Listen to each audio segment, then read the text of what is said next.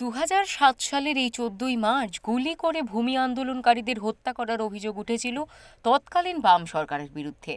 সেই বিশেষ দিনের স্মরণে এদিন শহীদ বেদিতে মাল্যদান করলেন বিরোধী দলনেতা শুভেন্দু অধিকারী।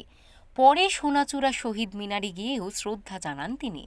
বর্ষতা বিরোধী সংগ্রামের একটি ঐতিহাসিক দিন এবং শাসক সংবিধান রক্ষা করার পরিবর্তে যেভাবে তার ক্যাডার এবং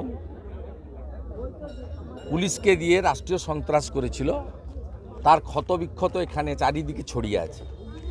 এবং 14ই মার্চের পরের দিন 15ই মার্চ একটা পুরো গ্রামে, পুরুষশূন্য গ্রামে সব মহিলাকে অত্যাচার করা হয়েছিল শারীরিকভাবে।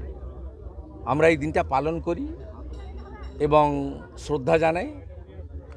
আন্দোলনের সঙ্গে যারা ছিলেন তারা যে দলই করুন না কেন তাদেরকেও অনুরোধ করি, আমরা জানাই যে আসুন সবাই মিলে করুন। আজকের দিনে রাজনীতির কোনো জায়গা নেই, কিন্তু শাসক বদলেছে, ব্যবস্থা বদলায়।